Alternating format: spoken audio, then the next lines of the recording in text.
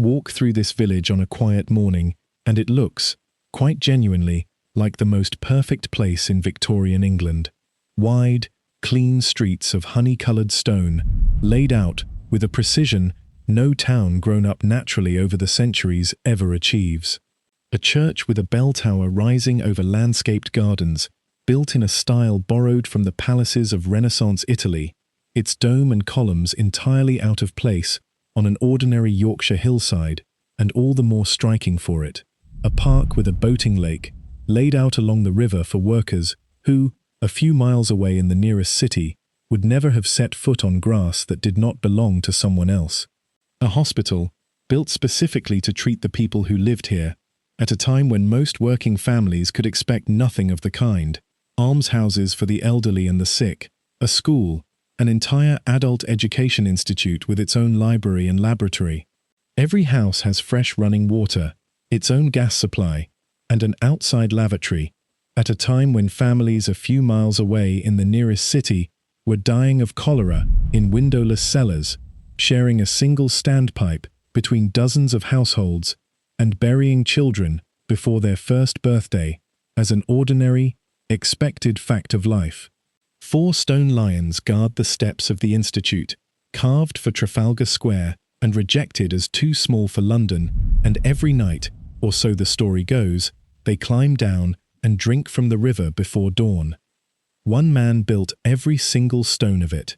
Not a council, not a committee, not the state, not even a company board answerable to shareholders. One Yorkshire wool baron, working from a blank plan of fields beside a canal, built an entire town from nothing, street by street, over the better part of 20 years, to house the thousands of people who worked in his mill.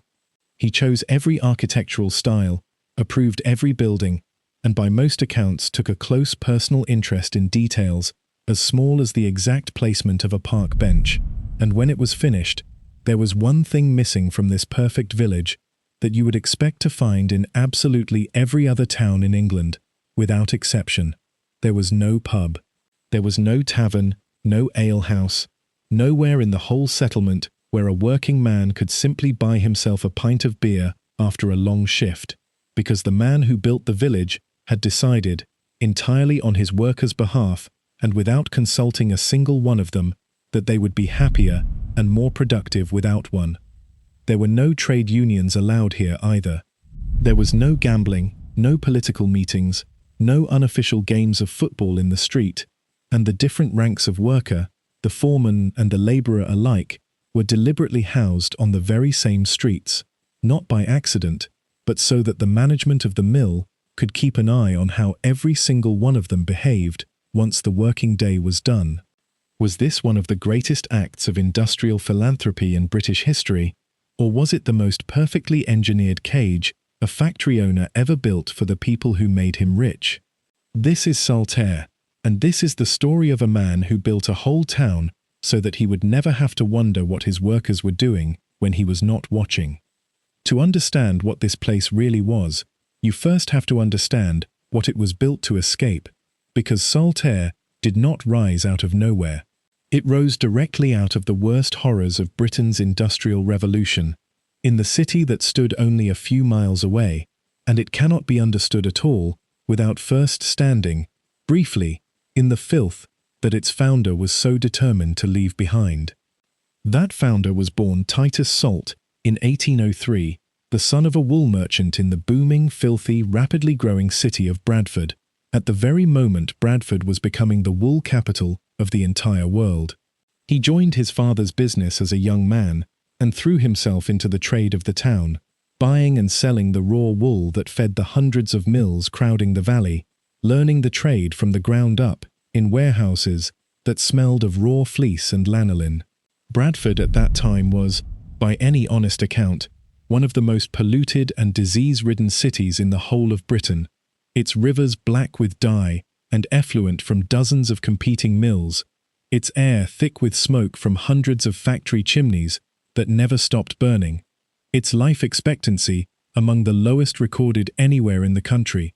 a young child, born in the worst of its courts, standing barely better than an even chance of surviving to adulthood. Salt worked, and walked through that city every day of his early career, past the same overcrowded courts and back-to-back houses that swallowed his own future workforce, and it left a mark on him that would eventually reshape an entire corner of Yorkshire.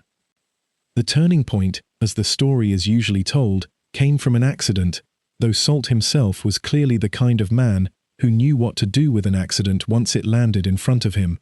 In 1836, he is said to have wandered into a Liverpool warehouse and come across a stack of unwanted bales of alpaca wool, imported from Peru and considered by every other woolman in England to be worthless, too coarse and unmanageable to spin into anything worth selling, sitting there simply because nobody could think what else to do with it. Salt bought the lot anyway, took it back to Bradford, and spent years experimenting, testing blends and treatments, until he had worked out how to spin and weave alpaca into a fine, lustrous cloth, unlike anything else on the market, a fabric with a sheen that ordinary English wool simply could not match. It made his fortune many times over. Where every other merchant in England had seen useless raw material fit only for the scrap heap, Salt had seen an entire industry nobody else was making, and within a few years, he was operating 5 separate mills scattered across Bradford, employing thousands of hands across the whole town, and becoming one of the richest and most respected men in the whole of Yorkshire. And it was at the very height of that success, in the 1840s and 50s, that Salt made the decision that would define the rest of his life. He looked at his 5 scattered, aging mills, crammed into the smoke and squalor of central Bradford, and at the desperate, overcrowded slum housing his thousands of workers were forced to live in, and he decided to tear the whole arrangement up and start again, somewhere else entirely, on a scale nobody in England had ever attempted before.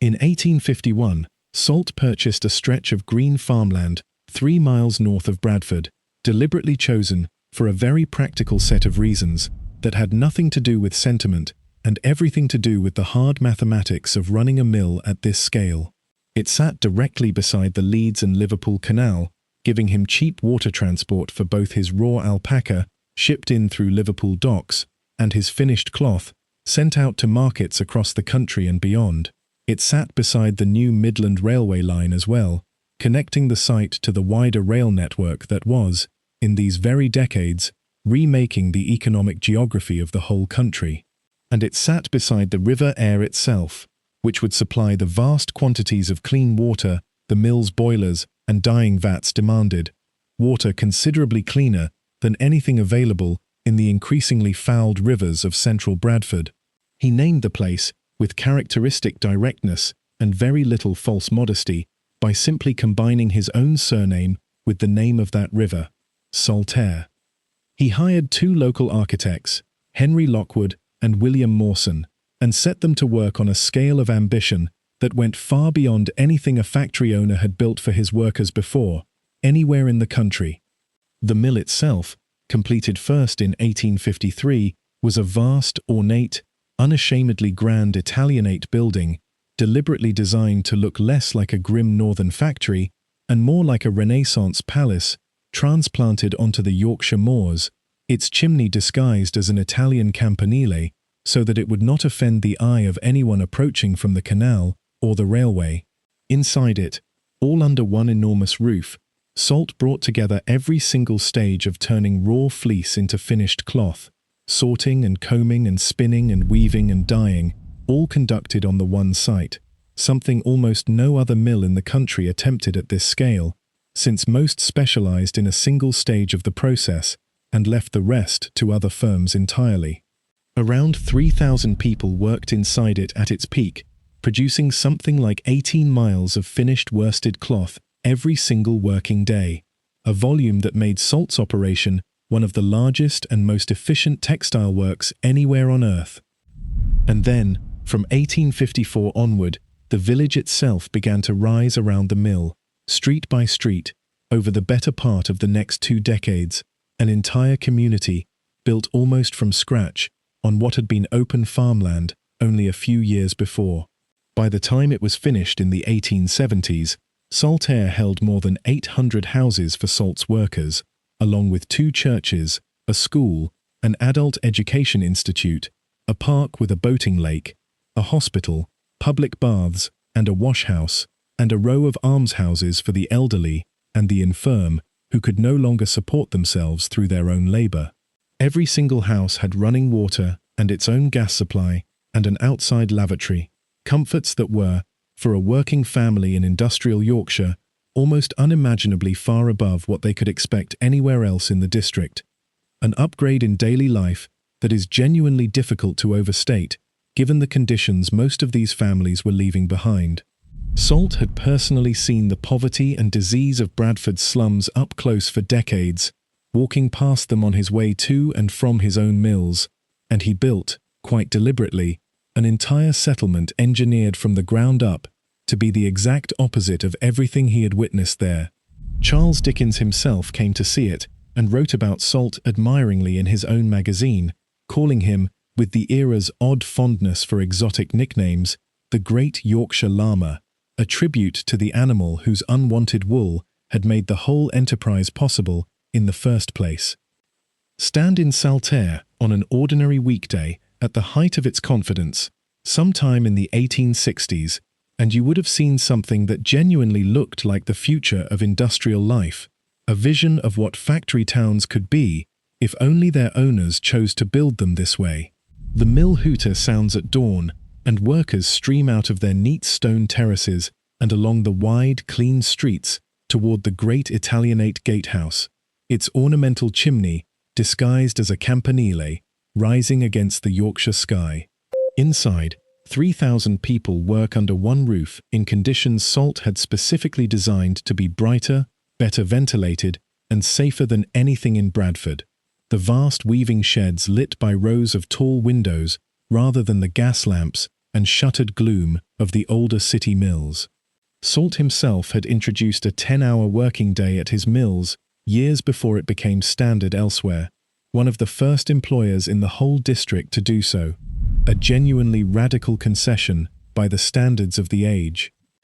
In the evenings, families walk in the new park along the river, its boating lake catching the last of the light, or attend a lecture or a concert at the institute, or simply sit in gardens that did not exist anywhere in the world most of them had come from. Children who would, in Bradford, have grown up breathing coal smoke and drinking from wells fouled by dye works, instead played in streets with proper drainage and clean running water in every house. Compared with the cellars and the courts of industrial Bradford, this genuinely was, for the families who moved here, an almost unrecognizable improvement in the basic conditions of life, the kind of change that would have been felt in fewer childhood illnesses, in parents who lived to see their grandchildren, in a working day that ended early enough to actually be lived in, rather than simply endured and slept through. But look a little closer at the same streets, on that same ordinary evening, and the other half of the story starts to show itself, because every single one of those comforts came with a price that had nothing to do with rent. There was, as we have already heard, no public house anywhere within the boundaries of Saltaire, not one, in an era when a pub or an alehouse stood on nearly every street corner in every other industrial town in England, often several to a single road. Salt was not, in fact, a committed teetotaler himself. Receipts from his own well-stocked wine cellar tell a rather different story about his personal habits at home, but he had watched Bradford workers drink away their entire week's wages within hours of being paid, leaving families destitute and children hungry until the next payday, and he had concluded, with the cold logic of a businessman rather than the fervour of a preacher, that a sober workforce made fewer mistakes, caused fewer accidents, and turned up to work more reliably on a Monday morning than one nursing a weekend's worth of drink. So he simply removed the option entirely. In 1868, he went further still and ordered the grocers of the village to stop selling beer as well, closing off even the last legal route to a drink within the village boundary. In place of the pub, he built the Grand Public Institute, filled with billiard tables and a library and lecture halls, and even a small laboratory, in the clear hope that his workers would choose self-improvement over the walk to the nearest tavern, just outside the village boundary. A walk he had made deliberately inconvenient, without ever making it impossible. The controls went a good deal further than drink, and touched almost every corner of a working man's life outside his own front door. Trade unions were not permitted to organize within the village. Gambling was banned outright. Political demonstrations were forbidden on Saltaire's own streets, whatever a man might get up to elsewhere. Even unofficial games of football in the road were not allowed, a small detail that tells you just how far down into the texture of ordinary daily life this particular vision of order was meant to reach. And in perhaps the most quietly telling detail of the entire design, Salt deliberately mixed his different ranks of employee, foreman, and ordinary mill hands onto the very same residential streets, rather than segregating them neatly by seniority, as many other model villages of the era chose to do. The effect, whether entirely intentional or not, was a kind of built-in social surveillance, in which everyone in a street had at least some connection to the management structure of the mill, and a worker's private behavior after his shift ended was never entirely private at all, always liable to be noticed by a neighbor who might, the next morning, be standing over him on the factory floor. And walking those same streets today, you can still read the ownership plainly in the names fixed above your head at every corner: Titus Street, Caroline Street, Amelia Street, George Street, Herbert Street, Fanny Street, William Henry Street, every single one of them named for one of Salt's own children, a quiet, permanent reminder, carved into the very street signs a resident passed a dozen times a day, of exactly whose town this had always been, and exactly whose family it existed to serve. No other model village of the era went quite so far in stamping its founder's own household onto the map his workers had to navigate every single day of their lives.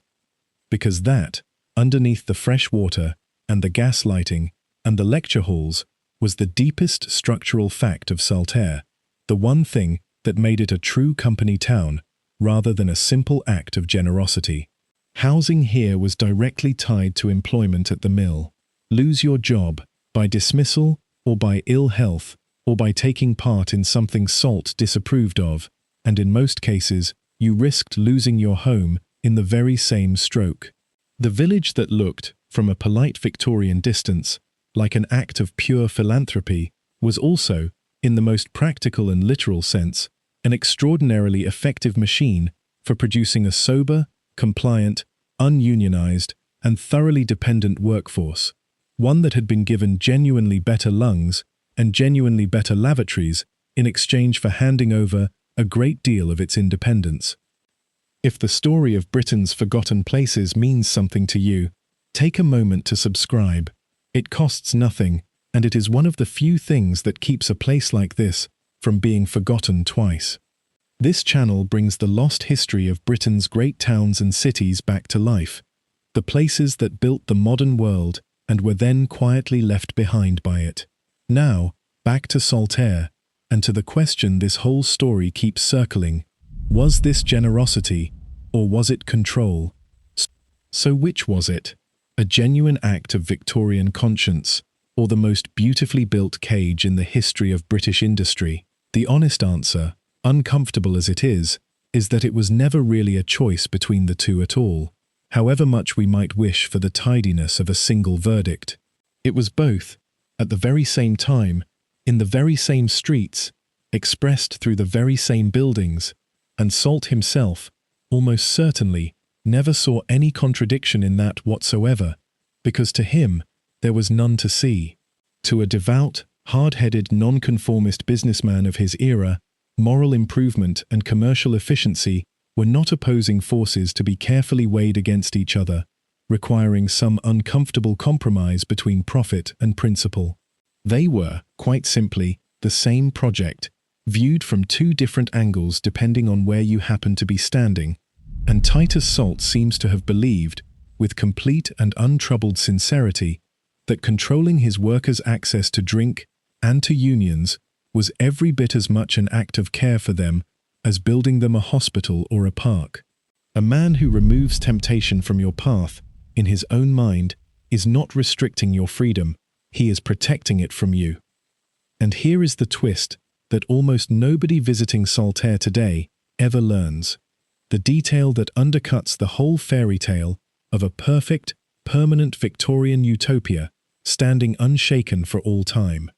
Titus Salt died in 1876, having given away something in the region of £500,000 during his own lifetime, a sum worth tens of millions today, so much of his own fortune that his family were reportedly startled by how modest an estate he actually left behind once the accounts were finally settled. And the company he had built his utopia to serve did not even outlive him by a generation.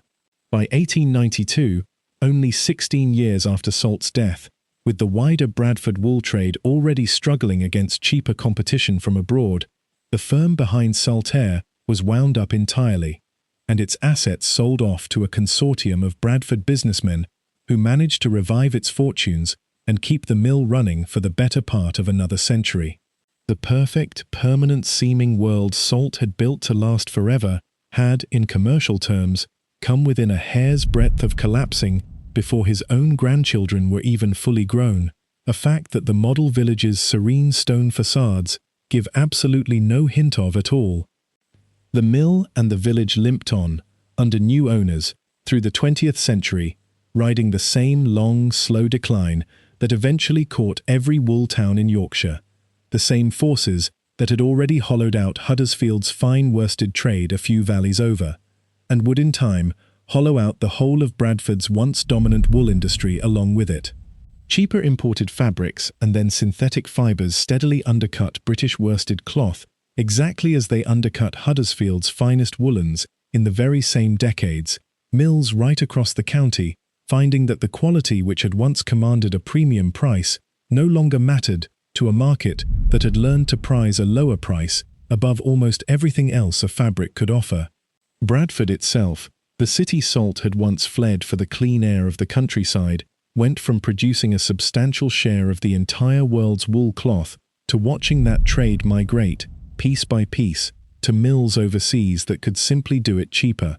By the 1970s, the signs of decay were visible even in the fabric of the model village itself. Aging housing stock left in disrepair, some properties standing empty for years at a stretch. The mill's original towering chimney, once a landmark visible for miles, pulled down in 1971 as unsafe, a physical symbol of the works quite literally cut down to size before the works themselves finally followed it into history. The company went into receivership in 1985, and in February of 1986, after more than a century of continuous operation on the same site, beside the same canal Salt had chosen so carefully, Salt's mill spun its very last thread of wool and closed for good. The perfect town Titus Salt had built to secure his workforce for all time had, in the end, been undone by exactly the same forces of global competition that ended every other single industry town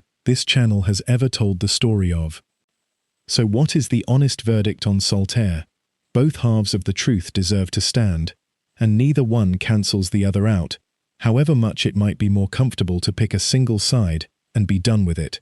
Judged purely by the material conditions of the people who lived there, Saltaire was an unambiguous, measurable improvement on the horror of industrial Bradford: cleaner water, fewer diseases, shorter working hours, genuine education, and recreation on offer, in an age when almost none of that existed for a working family anywhere else in the district. Children born here stood a materially better chance of surviving to adulthood than children born in the courts and cellars their own parents had left behind, and that is not a small or sentimental point. It is a matter of life and death recorded, county by county, in the mortality statistics of the age. Judged by the standard of personal freedom, however, it was something considerably darker, a settlement in which one man controlled where you lived, what you drank, whether you could organize with your fellow workers, and even, through the simple accident of your street address, how closely your private evenings were watched by the people who employed you and held the lease on your own front door. A worker at Saltaire traded a very real measure of independence for a very real measure of safety, and it is worth asking honestly whether he or she was ever given a genuine choice in that exchange, or simply presented with terms that were, in practice, take it or go back to the slum you came from, with no meaningful third option ever placed on the table. There was no mechanism by which a Saltaire family could accept the running water and reject the ban on unions, or keep the shorter working day while insisting on their own choice of Sunday recreation. The whole package came as one, indivisible, take it entire or leave it entirely. And for a family fleeing genuine squalor, that was rarely a difficult decision to make in the moment, whatever it may have cost them in quieter ways over the years that followed. Titus Salt does not need to be remembered as a villain for that darker truth to be told honestly, and nothing in the record suggests he saw himself as anything other than a benefactor, a man doing exactly right by the people whose labor had made him rich. He was, by all the evidence available to us, a genuinely conscientious man, operating entirely within the moral logic of his own age, an age that had not yet worked out how to draw a clean line between caring for a workforce and controlling it completely, and perhaps never fully believed such a line needed to be drawn at all. And yet, this is not quite where Saltaire's story ends, because a town built with this much care, out of this much solid Yorkshire stone, turns out to be extraordinarily difficult to erase, whatever eventually happens to the industry that paid for it in the first place. Stand in Saltaire today, and the mill did not stay empty for long.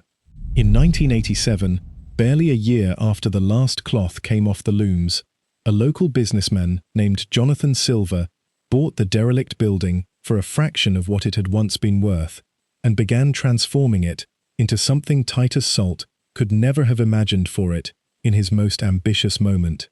A home for shops, galleries, offices, and a permanent collection of work by the Bradford-born artist David Hockney, who became a close friend of Silver's and whose vivid, sunlit paintings now hang in the very halls where wool was once carded and spun under gaslight. Where 3,000 people once worked identical hours at identical looms, the mill today houses more than 1,000 people working in wildly different trades, from technology firms to graphic designers to landscape architects, in a building whose original purpose has vanished so completely that a first-time visitor could easily wander through its galleries and cafes for an hour without ever guessing it was once a factory floor, thundering with the noise of 18 miles of cloth a day.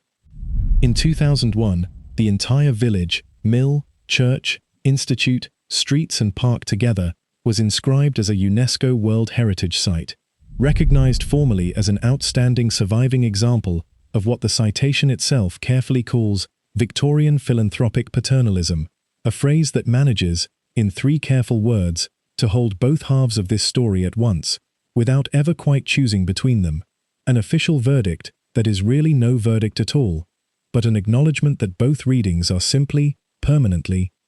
the 4 stone lions still guard the steps of the Institute, peace, war, determination and vigilance, exactly as they have since the 1870s, too small, in the end, for the square in London they were meant for, and perfectly sized instead for a Yorkshire model village built by one man's determination and his own particular, unyielding sense of vigilance over the people whose lives he had reshaped down to the smallest detail, right down to the name on the wine list he never let them see. There are pubs in Saltaire today, several of them, doing brisk trade on the very streets where Titus Salt spent 20 years and a small fortune making certain none could ever exist, one of them even trading, with a certain knowing wink at its own history, on the joke of what its founder would have made of it, a joke that could only ever have been told after the man himself was safely a century in his grave. Titus Salt built a whole town to shape exactly how his workers would live, eat, drink, pray, and spend their evenings, and in the end, the wool disappeared, the company failed within a generation of his own death, and the mill itself became a place for a completely different kind of work entirely, one he never once imagined in even his most expansive moment of planning. But the streets he laid out with such deliberate care, and the names of his own children fixed forever above the doors in stone that has outlasted every single thing those streets were originally built to produce, are still there, still lived in, still visited by hundreds of thousands of tourists a year, long after every trace of the wool that paid for all of it has vanished from the valley completely, and long after the very idea of a factory owner controlling his workers every evening has come to seem, to almost everyone who walks these streets today, like something from another world entirely. If you have walked with this story all the way to the end, then you already know this channel is for you. Subscribe so you do not miss the next one. We uncover a different lost British town or city every week, and there are far more of them than you would ever think. The next one is waiting for you on screen right now.